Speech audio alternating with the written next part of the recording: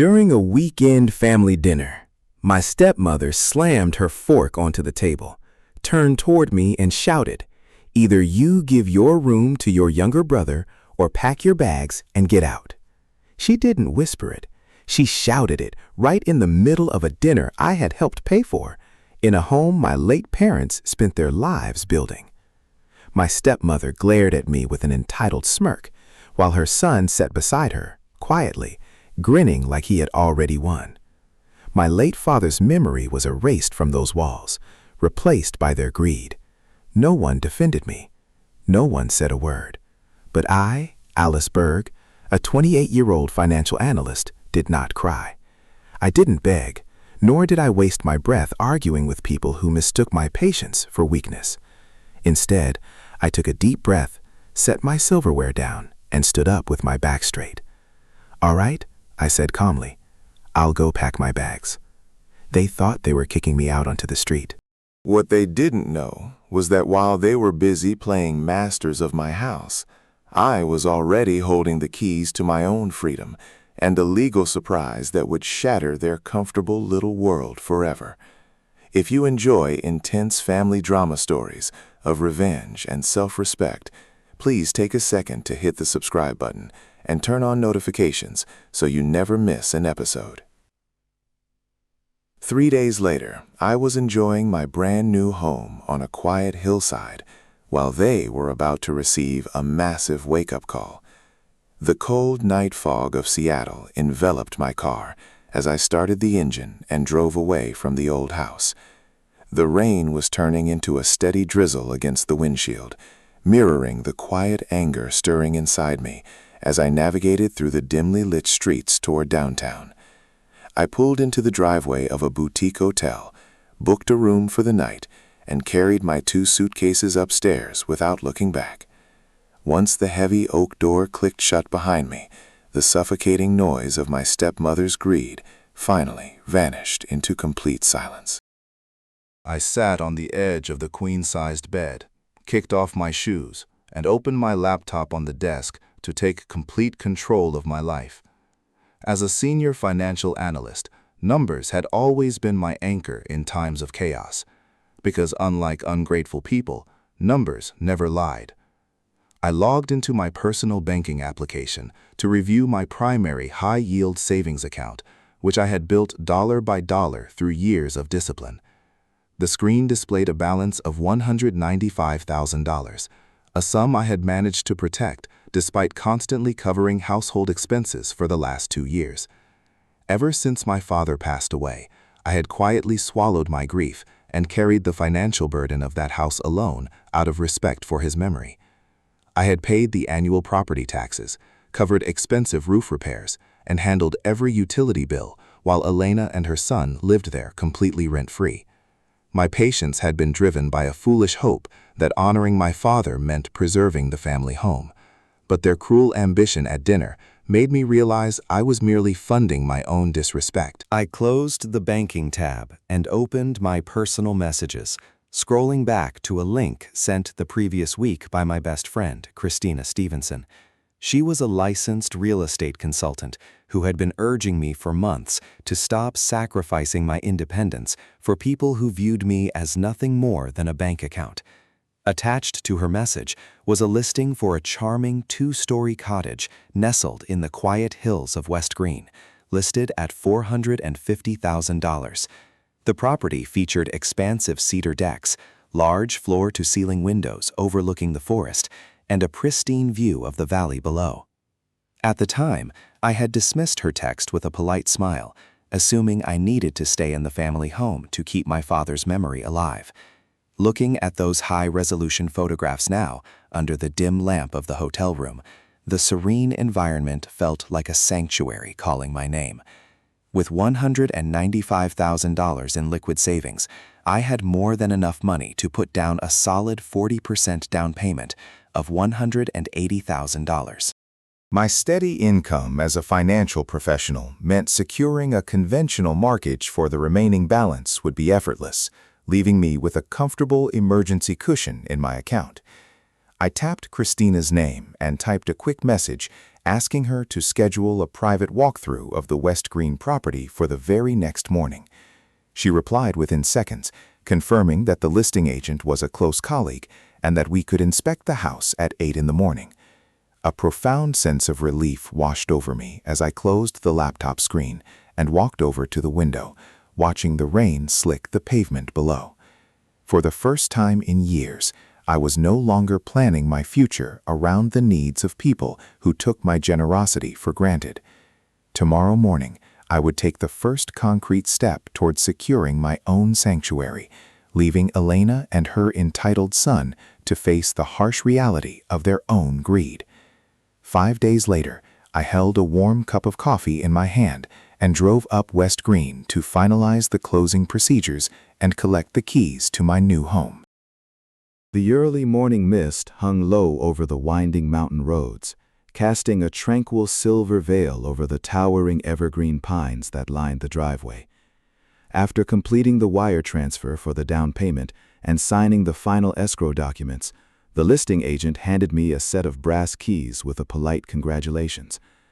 I unlocked the front door and walked into the spacious living room, where natural sunlight poured through the floor-to-ceiling windows and illuminated the polished hardwood floors. Stepping out onto the expansive wooden deck, I listened to the gentle rustle of pine needles in the crisp mountain breeze, feeling a deep sense of calm that I had not experienced in years.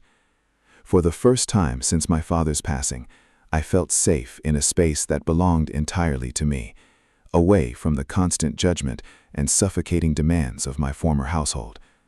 That same afternoon, I drove back down toward the business district to attend a scheduled meeting with my estate attorney, Mark Reitman. His office was located in a quiet brick building lined with leather-bound legal volumes, reflecting the sharp precision of a man who had handled complex property litigation for over 3 decades. After we exchanged warm handshakes and settled into the armchairs across his desk, I handed him a manila folder containing the original deed to my family home alongside my father's death certificate. I explained how Elena had taken complete control of the residence after my father passed away, treating the property as her personal empire while demanding that I pack my belongings and vacate my own bedroom. Mark adjusted his glasses, carefully reviewed the land registry records, and pulled up the state inheritance statutes on his computer monitor to verify the legal title history. He leaned back in his leather chair, set his pen on the desk, and looked at me with an expression of absolute professional clarity. He explained that because my father had died without a specific separate will, state laws dictated that the residential property automatically belonged jointly to my father's surviving descendants and his spouse. Since the house had been originally purchased by my biological parents prior to his second marriage, my legal stake in the property stood at 50% of its total appraised market value. Based on recent real estate comparables in that suburban neighborhood, the house was currently valued at $480,000, meaning my lawful share equaled $240,000. Mark firmly reassured me that Elena possessed zero legal authority to evict me from the premises, nor did she hold sole ownership rights over the estate. Hearing those precise figures confirmed that my years of quiet patience had given her a false sense of entitlement over an asset she never actually owned. I looked Mark straight in the eye and instructed him to draft a formal legal notice immediately, demanding an official resolution to the estate.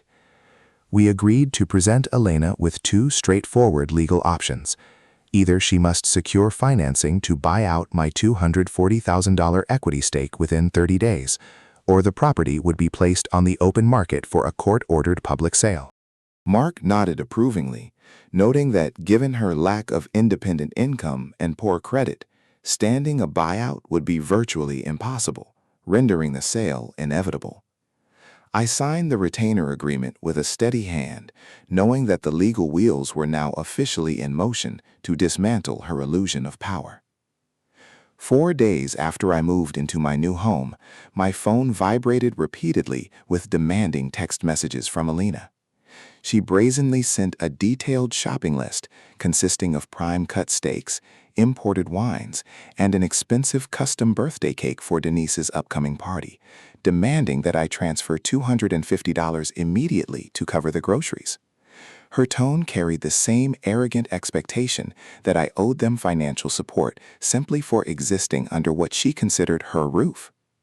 Looking at the notifications popping up on my screen while sitting in my quiet sunroom, I felt a wave of cold detachment replacing whatever remaining tolerance I had kept over the years. I typed back a concise response, telling her that if they wanted to host a lavish party, they could cover the costs using their own money. Without waiting for her reply, I opened my online banking application to review the authorized user accounts linked to my primary credit card. During my father's final months, I had added both Alina and Denise as secondary cardholders on my account, solely to handle emergency household purchases and medical groceries. I had forgotten to remove their permissions in the chaos of moving, allowing them to quietly charge hundreds of dollars every month for personal luxuries at my expense. With a few swift taps on my phone screen, I permanently revoked their authorized user access and canceled both physical cards instantly. The system updated immediately, rendering their plastic cards completely useless before they even realized their endless gravy train had hit a dead end. Less than an hour later, my phone began ringing violently with an incoming call from Denise, who was standing at a high-end specialty grocery checkout counter. He launched into an enraged tirade the moment I picked up, screaming that his card had been declined twice in front of a long line of impatient customers. He demanded to know why I was sabotaging his birthday preparations and shouted that I was obligated to fix the banking glitch immediately so he could finish paying for his luxury items. I listened to his frantic rant in total silence before answering in a calm voice that there was no glitch and that my financial sponsorship of his lifestyle was officially over. I ended the call while he was still yelling in disbelief, refusing to engage with his childish anger any further. Within minutes, Elena called back, her voice shaking with intense rage as she accused me of being a cruel, ungrateful stepdaughter trying to humiliate her family. She shouted that I had abandoned my household responsibilities and threatened to call the local police department to report me for deserting the property without paying my fair share of the mortgage and utilities. I let out a soft, amused laugh over the phone, reminding her that I was under no legal obligation to fund her living expenses or pay rent for a home I was currently being forced out of. I firmly told her that the house belonged to my late parents' estate rather than her personal treasury, and that she should spend her time preparing for reality instead of threatening me with bogus police reports. I hung up the phone before she could launch another round of threats, keeping my mouth shut about the formal legal notice that Mark was delivering to her front porch that very afternoon. On a rainy Thursday afternoon, as raindrops tapped softly against the window glass, certified mail from Attorney Mark's office was officially delivered directly into Elena's hands. The formal document contained a rigorous partition demand, stating that under state inheritance laws, I held a half-share ownership interest in the residential property valued at $240,000.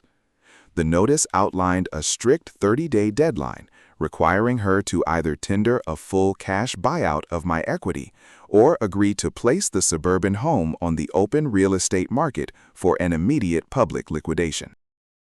Reading the legally binding summons drafted on professional law firm stationery, Elena experienced the sudden collapse of the comfortable fiction she had built around her status as sole mistress of the house. The harsh reality of her financial situation quickly set in as she realized that securing a mortgage loan from any commercial lending institution was an absolute impossibility. Having relied entirely on my father's generosity for years without maintaining steady employment, her credit history was practically non-existent, and her debt-to-income ratio failed every standard underwriting criteria. Furthermore, Dennis's complete lack of income and his recent academic troubles meant he could offer zero financial assistance toward refinancing the existing debt. Without my regular salary paying the property taxes and monthly upkeep, she faced the terrifying prospect of being forcibly displaced from a spacious residence she could never afford to maintain on her own. Panic swiftly replaced her former arrogance as she spent the entire evening attempting to reach me through dozens of desperate phone calls and frantic voice messages. Her previous aggressive tone melted into weeping pleas, begging me to pick up the receiver so we could discuss what she called an unfortunate family misunderstanding. She left rambling messages promising that Dennis would gladly take a smaller bedroom and insisting that we ought to resolve our domestic matters privately rather than involving cold legal professionals. Sitting peacefully on the covered porch of my West Green cottage while watching the rain mist over the forest canopy, I listened to her recorded voice notes without feeling a single shred of guilt or hesitation. By Friday afternoon, realizing that her tearful voicemails were yielding no response, she sent a humble text message, begging for a face-to-face meeting at any location of my choosing. She claimed that if we could just sit down together over coffee, we could work out a sensible arrangement that would preserve the household without dragging the estate into a public auction. I waited several hours before typing a brief reply, agreeing to meet her the following morning at a busy public coffee shop located in downtown Seattle. However, I explicitly emphasized in my message that this encounter would not be an informal chat, informing her that I would be accompanied by my legal representative to ensure every discussion remained strictly aligned with binding statutory procedures. On Saturday morning, the air inside the crowded coffee shop grew suffocating as Elena and Denise sat across from me and attorney Mark. The moment we settled into our wooden chairs, Elena launched into a tearful performance, dabbing her eyes with a napkin while loudly accusing me of being an ungrateful daughter who was throwing her grieving stepmother onto the cold streets. Patrons at nearby tables turned to stare, but Mark remained entirely unflappable, calmly unzipping his leather briefcase and spreading the official land title documents alongside years of bank statements across the table. He methodically explained that I had personally financed thousands of dollars in property maintenance while holding a fully recognized half-ownership stake in the estate. As Mark presented the court-certified appraisal records, Elena's theatrical weeping dissolved into stunned silence, her melodramatic act completely exposed under the weight of indisputable legal facts. Before she could attempt another round of emotional manipulation, I reached into my purse, pulled out a formal auto lease cancellation notice, and slid it directly across the table toward Denise. I calmly informed him that I was ending the monthly lease agreement on the sedan he had been driving for 2 years, an account registered exclusively under my name and paid through my personal bank account. Denise turned pale, shouting that he needed the vehicle for his daily commute and claiming I had no right to confiscate his primary mode of transportation without advance warning. I looked him dead in the eye, reminding him that the car belonged to my credit profile, and demanded that he hand over the key fob immediately unless he wanted me to report the vehicle as unauthorized property. Reluctantly, his hands trembling with rage, Denise dropped the car keys onto the table, realizing that his days of riding on my financial coattails were officially over. 3 weeks later, the suburban home was officially liquidated through a swift real estate transaction, closing at its full market evaluation of $480,000. After the title company deducted closing costs and dispersed my lawful $240,000 equity share, the remaining funds left for Elena were far too meager to secure a comparable home in the area.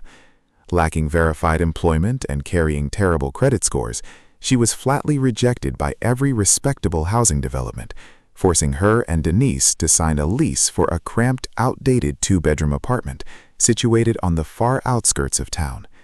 The sudden downgrade from a spacious suburban residence to a noisy, run-down complex dealt a devastating blow to her fragile pride, shattering the delusion of luxury she had maintained at my expense.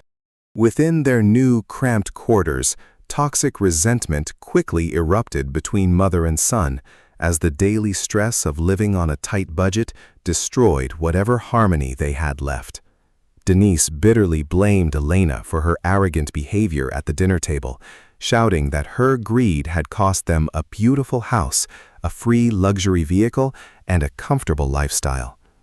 Desperate for a financial lifeline, Elena sent me a series of humbling text messages, begging for a monthly allowance to help cover their rent and pleading for forgiveness under the guise of family solidarity. Sitting comfortably in my quiet home, I read her lengthy, desperate paragraphs without a single trace of remorse. I tapped the settings icon on my phone and permanently blocked her number alongside Denise, severing our connection once and for all. 3 months later, warm morning sunlight pierced through the layer of mist, illuminating the spacious yard in front of my hillside home. I sat on the expansive cedar deck with Christina, enjoying fresh coffee while gazing out over the panoramic views of the valley spread below. The crisp mountain air carried the fresh scent of pine needles, replacing the lingering anxiety of my past with a profound sense of quiet contentment. Christina smiled warmly as she adjusted her sunglasses, remarking how completely transformed I looked since taking full control of my financial destiny. Looking out at the sunlit horizon, I knew that stepping away from toxic family obligations had been the single most empowering choice of my entire life. Earlier that week, Mark had sent a final administrative update regarding the complete legal settlement of my parents' estate. Through his professional network, he mentioned that Dennis had been forced to withdraw from his university courses after losing his financial allowance, taking a grueling full-time job as a restaurant server to pay his basic bills. Elena was similarly struggling to make ends meet, working exhausting night shifts as a retail cashier just to cover the monthly rent on their small suburban apartment. Stripped of my father's earnings and my endless financial backing, the harsh reality of real-world expenses had crushed their arrogant expectations, forcing them to face the direct consequences of their own entitlement. Their shared living situation had devolved into constant, bitter arguments as they endlessly blamed each other for losing the luxury they had taken for granted. A deep wave of peaceful closure settled over my heart as I listened to the final resolution of their story. I had successfully honored my late parents by protecting the legacy they worked so hard to build, refusing to let predatory greed destroy my future or undermine my self-respect. By standing firm against emotional guilt and establishing unbreakable legal boundaries, I had reclaimed both my financial sovereignty and my inner dignity. My father's true legacy was never meant to be a goldmine for ungrateful relatives. It was intended to empower me to build a safe, honorable, and independent life on my own terms. Sitting in my sunlit sanctuary, surrounded by the beauty of nature, I knew that my parents would be immensely proud of the strength I had discovered within myself. I took a slow sip of my coffee, feeling completely unburdened by the shadow of my past, knowing I would never look back. I had enforced a strict policy of absolute non-contact, ensuring that no further manipulative messages or bad faith pleas could ever breach the peaceful perimeter of my life. My journey was no longer defined by the mistreatment I had endured, but by the quiet confidence of a woman who knew her worth and safeguarded her boundaries. Moving forward, my energy would be spent exclusively on growing my career, nurturing genuine friendships, and enjoying the peaceful home I had earned through my own resilience. I held my head high, ready to embrace the boundless possibilities of a future built entirely on freedom, self-respect, and absolute peace.